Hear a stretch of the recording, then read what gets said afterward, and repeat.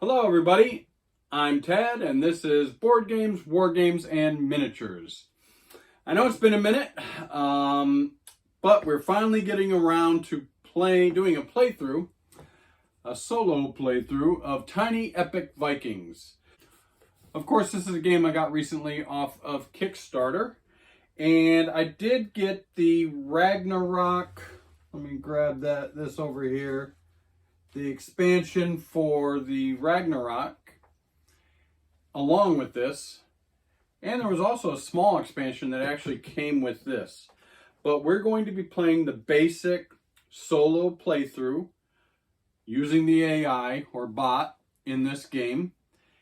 And alright, so I've got to be transparent with you all.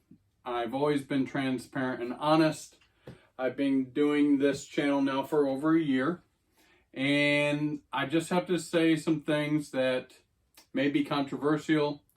Maybe I'm going to lose some subscribers that'll get mad at me, but I just have to say these things because they're on my brain and I have to get them out. So I've played through this game several times. It was a learning curve for me. Not so much the process of the rules, the process of the play, but the actual implementation of the play.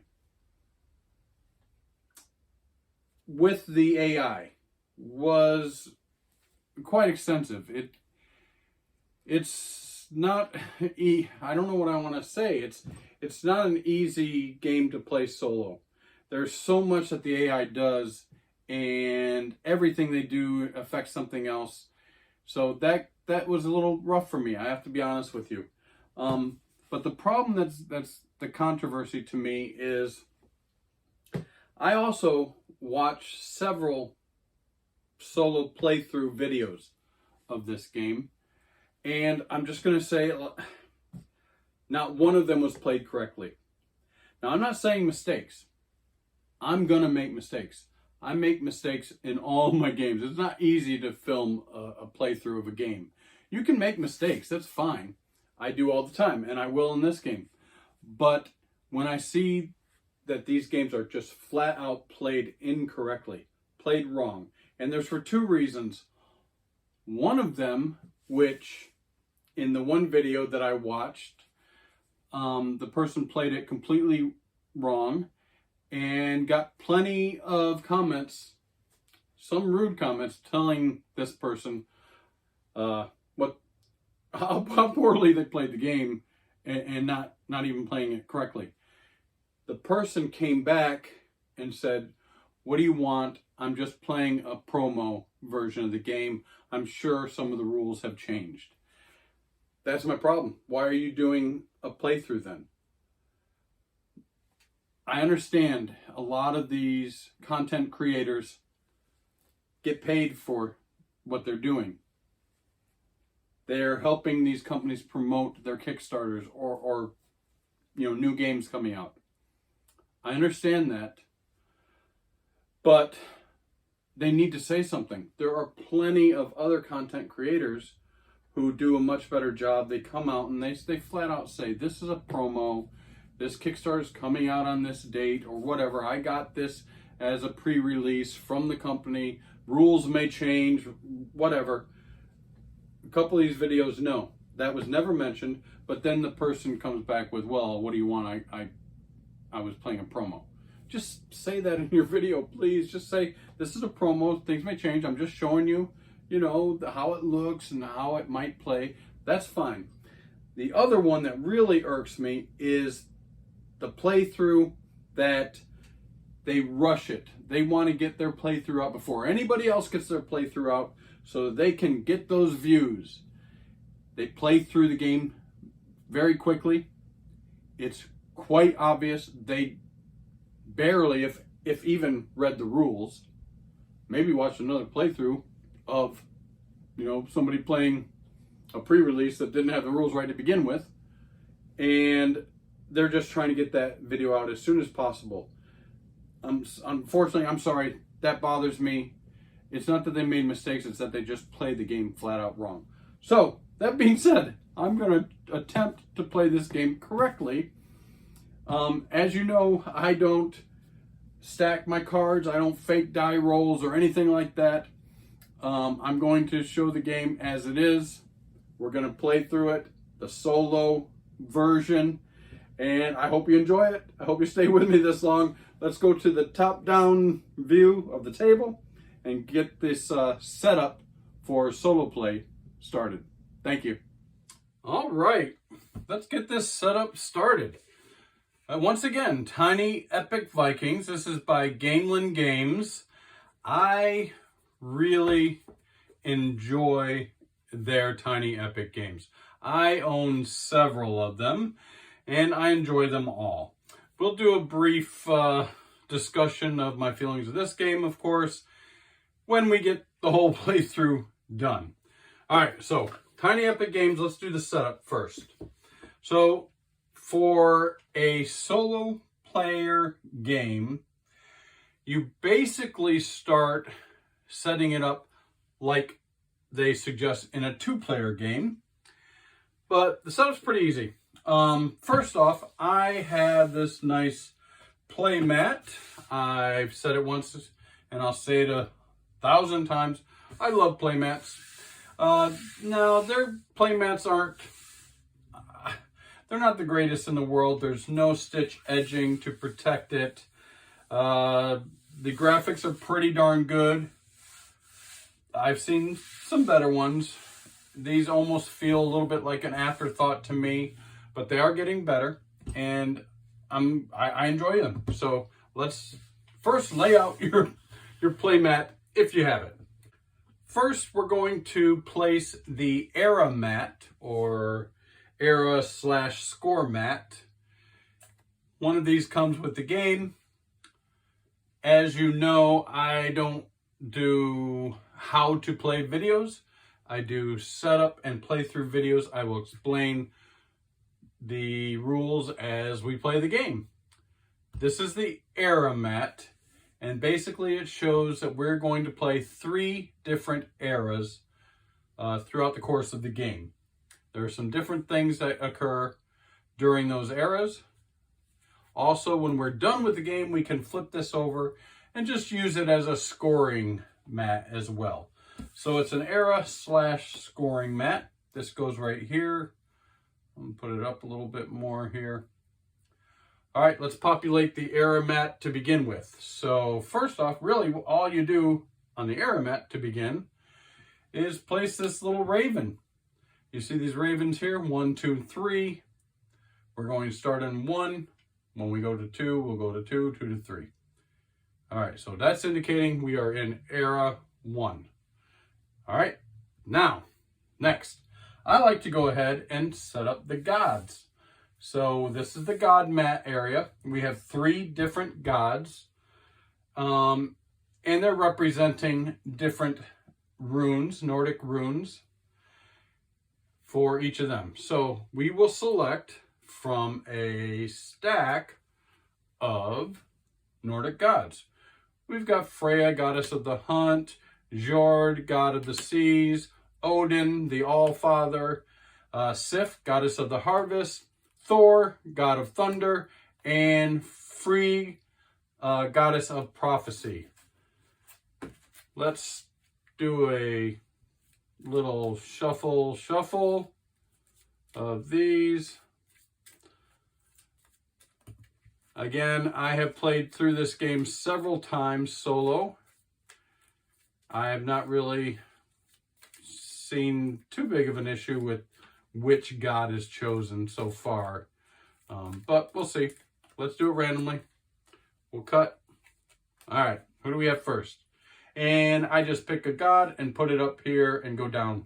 So we've got Jord, god of the seas. He has some special things with him. We'll discuss that if we go through that. And then, of course, he has his track around the corner there. This track is called the Fury track.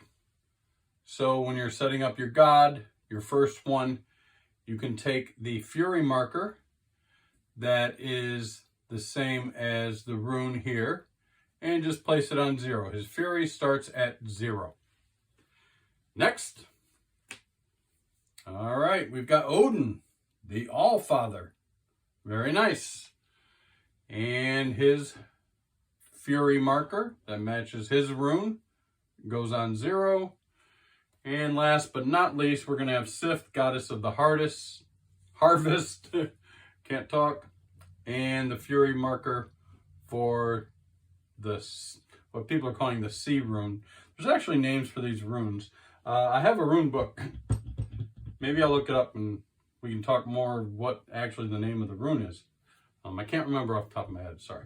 Although I have studied Viking lore and runes, I don't remember. Anyway, so we didn't use these other gods. We can just set them aside. Bam.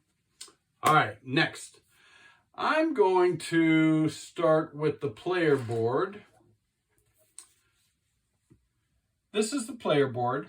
Now, down here in the corner, it says 1 to 3. So this is the board that you use if you're playing 1 to 3 players. And then this is the board that you would use if you're playing 4 players. More islands, more fjords to sail through than the solo. So we're using the 1 to 3 since we're playing solo. So that board goes in that space there. Let's populate the board. Very simple. Take the rune that corresponds to the rune on the island and just place it on the rune on the island. So we've got these. Now in the 1 to 3 player game, you can see 1, 2, 3, 4, 5, 6. There are only 6 islands. And we do have some edge play as well. We don't have to worry about that in the solo play. Oh, one more rune over here on this island. All right.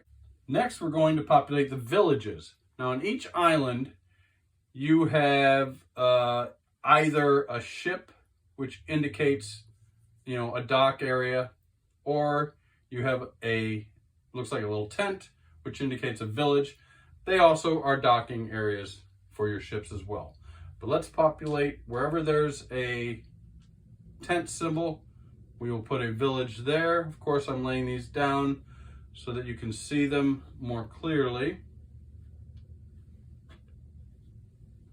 And I mean, so far pretty easy. But we're going to populate all the villages.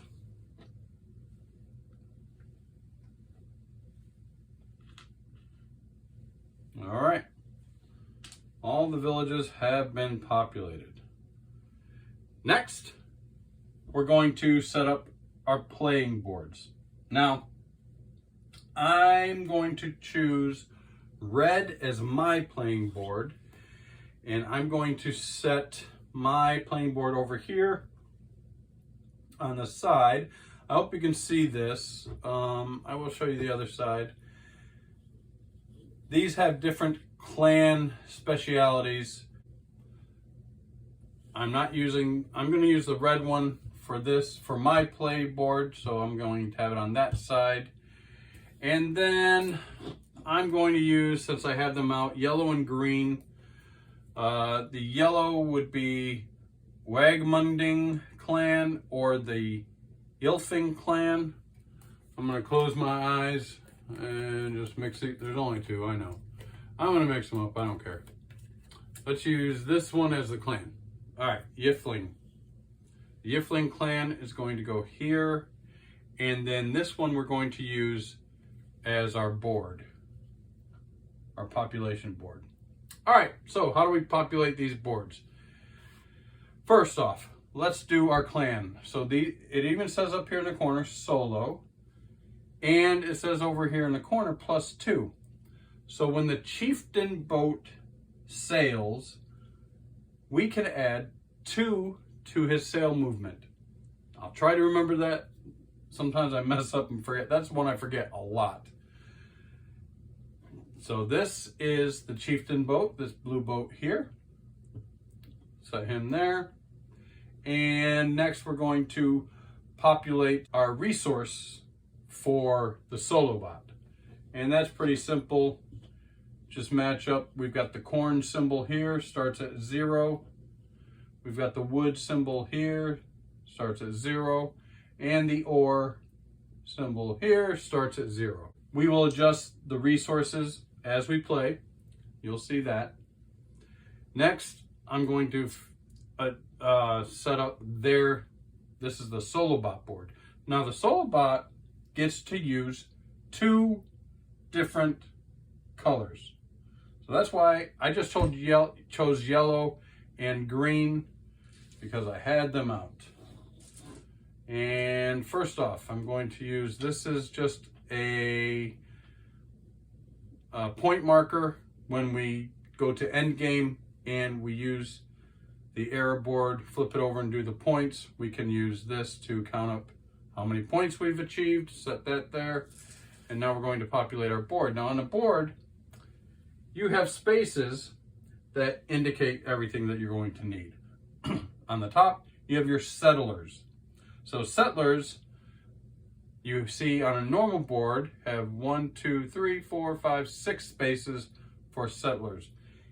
In the solo bot, they actually get to use 12. So I'm going to set it up with, each spot will get 2 settlers. Yellow and green. Yellow and green.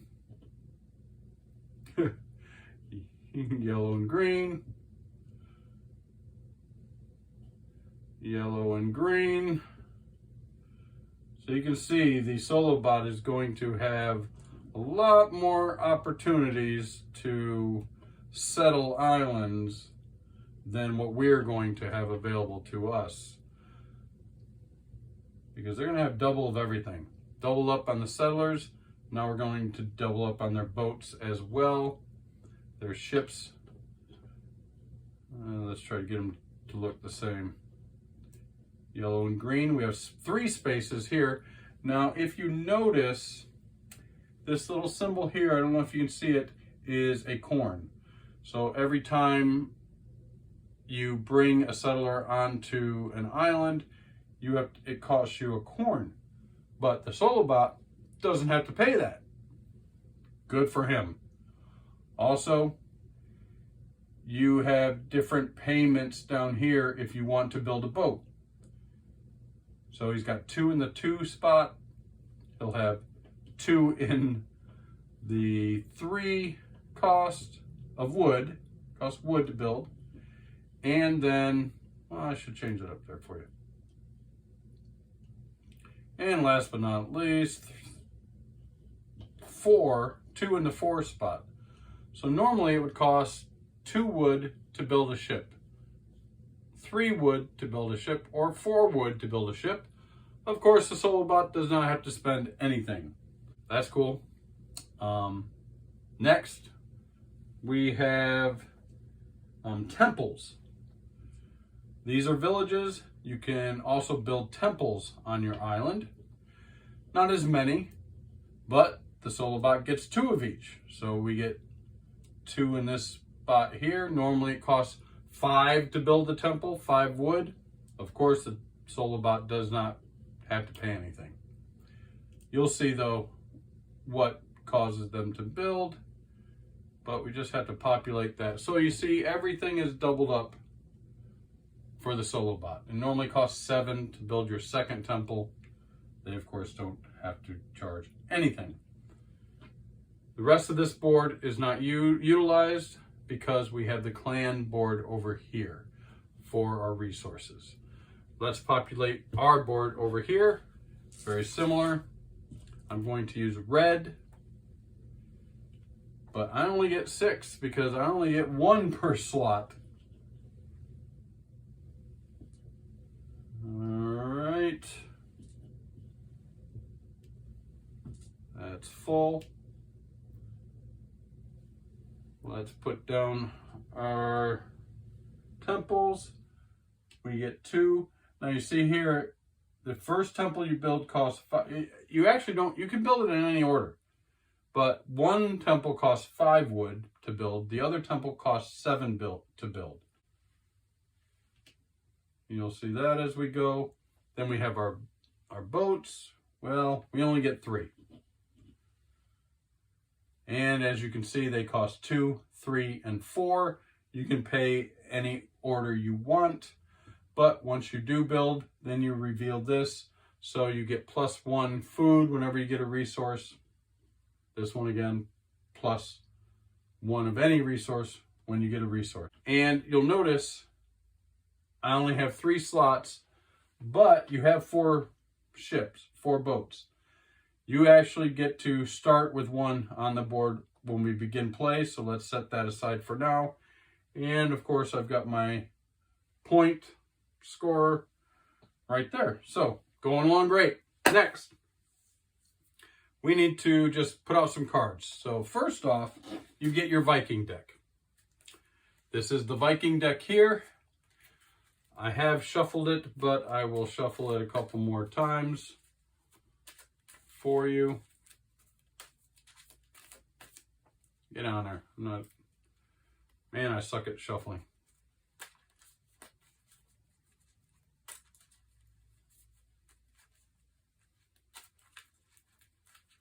All right, so got a deck of Viking decks. We're going to place those right here to begin with. And last but not least, we have, oh, I didn't finish this, sorry. All right, and then next, I forgot to place these on my player board. You get a marker for corn, which is food. You get a marker for wood, which you use to build ships and temples. And you get a marker for coal. That's used when you battle. You get to start on 2. So you get 2 of everything to start. All right, we got that deck. Now we got that done. One more deck. This is the favor deck. This is a very important deck.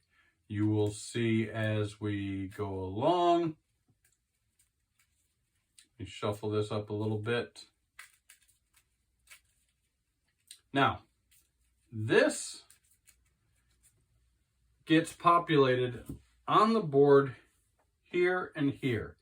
And it is important that you populate both the top and the bottom. You'll see as we play. But it depends on the number of players that you're playing with. So I'm just going to, they do have numbers on them here. I'm just going to set it up the easiest way for us. I shuffled them. You get, for the solo play, you get 4 cards on the top and 4 cards on the bottom. It does matter where they are, but I'm just going to place them like this. So I'm just going to flip it over. Get out of my way. There's 1. Because it's a solo play, it doesn't, we can have these like this, flipped over, doesn't matter. And they're supposed to be flipped over anyways, but you get 4 on the top and 4 on the bottom. These are very important. We'll see as we keep going. And then there's a place for them if you want right here for the remainder. All right, so pretty much we're almost completely set up, but we do have just a couple more things to do. All right, so if you notice on this board, on the 1 to 3 player board, you have 3 islands here in the middle that do not touch the border, and each one of them has a different rune on it. So what we're going to do is take 1 from each island, place it in our hands, little grubby hands, shake it up really good, and let 1 fall out. All right, and it's the F. So that, it's a little bit of an unfair advantage. The solo bot gets to start off already in control of this island. And thus he gets the rune. Whenever you get a rune from an island, changing hands or just getting a new one, you do change the fury up 1. So now Odin already starts at 1. Whoop, get back down here. You're at 0. All right. So next, since the solo bot is now in control of this island, he gets to place his chieftain boat. Now, let's talk about this chieftain boat. Normally, this boat is used in a multiplayer game as the person whose turn it is. But in a solo game, we use it as the chieftain boat. The chieftain boat starts at one of the docks on the island that they control, but it specifically in the rules says that it starts on the leftmost dock with a ship. So it's going to start right here. All right, centrally located. He's going to be a pain in my side for sure. Now, unlike the normal 2-player game, you don't place a temple or any settlers on each of the outer islands. So we don't have to do that. The enemy clan alone will be enough. So since they do control this island, they already start with 2 settlers on their island.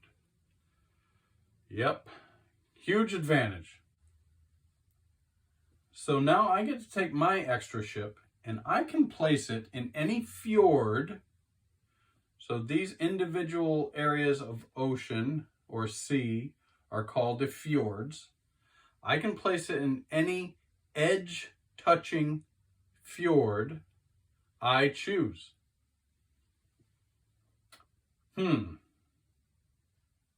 I think this is where it can get kind of interesting.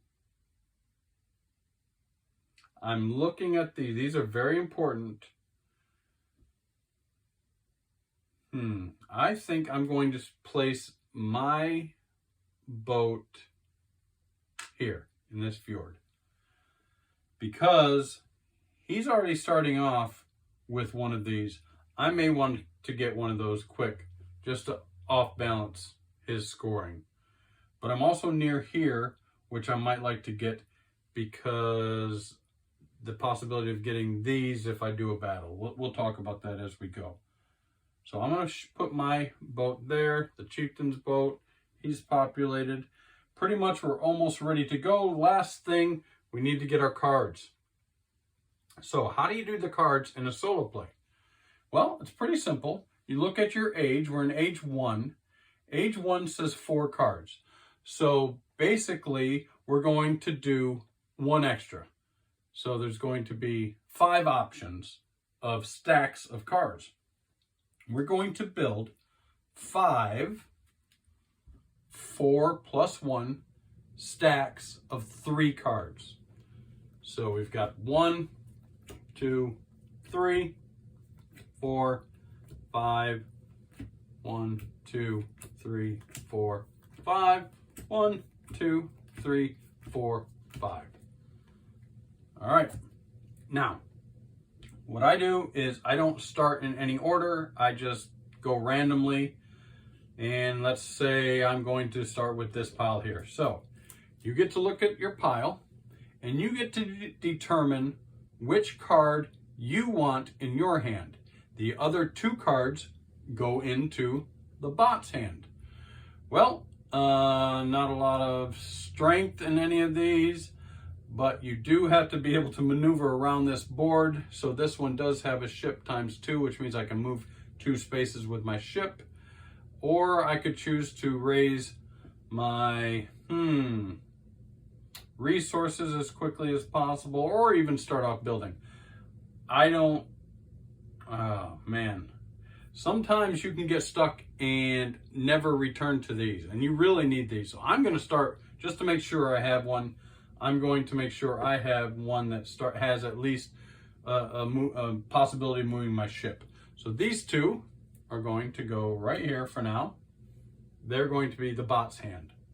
I'm going to go down here. Now let's go down here. Looking at these, strength is really good on here, but it costs 2. See, the thing about the solo play is I'm looking at all 3 cards. In a normal play, if you've got multiple players, you pass these cards on. You pick one and you pass them. You're not really sure what cards are going to go into another player's hands, and it's really difficult to, of course, memorize them all. But in the solo game, you kind of can know what your opponent is going to have. I do like to have some strength. I'm going to take this one. It's 12 strength. I'm going to take that. These 2 are going to go into the bot hand. Next, I'm going to grab this one. Oh, it's got some more. There's another strength there. Moving islands. Also, I'm never going to, starting off, you're not going to utilize a lot of these bottom ones. We'll discuss that as we go. I don't want to give the, if I can help it, I don't want to give the bots any strength in a battle. So I'm going to take this one. I'm going to give these to the bot. Stay over there. I'm going to take this one. Oh, these are all builds, and another strength is 10. Oh my goodness. It's likely I could get this. I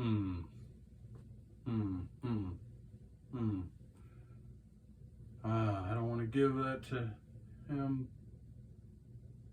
All right, I'm going to risk it. I'm going to take this one just because it's got a build, but it's got 2 extra ore that I can get if I do a build, and I only need 1 of these runes, which if I play this card, I'll already have. I'm grabbing that one. I know right now, this first turn, the choices that I'm making maybe not be apparent to you if you've never seen the game played. And maybe I'm making the wrong decision. You all can yell at me. Oh no, here's another one with the 12. Oh geez, but he does have a boat movement on that. I'm taking this. It's going in my hand. These are going in the bot's hand. So this is going to be my starting hand that I get to choose from. And this is the bot's hand. Now we are going to shuffle these up. Not that I could necessarily memorize every single one of these cards, but I did make an effort not to give him any strength if I want to battle. He does have a lot of ships in here to do some movement, which can be devastating in this game as well, because he can go and populate more islands and take over more island runes. All right, that's that. So that's his hand. I'm going to set this over here.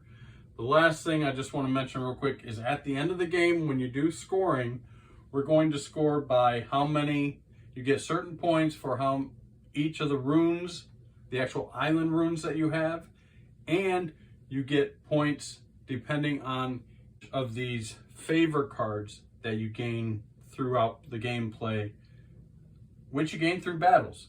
We'll go over it, but that's really the only 2 things that score at the end of the game. So keep that in mind as you play. All right, that's it. We're all set up. We're ready to play Tiny Epic Vikings, and let's start playing.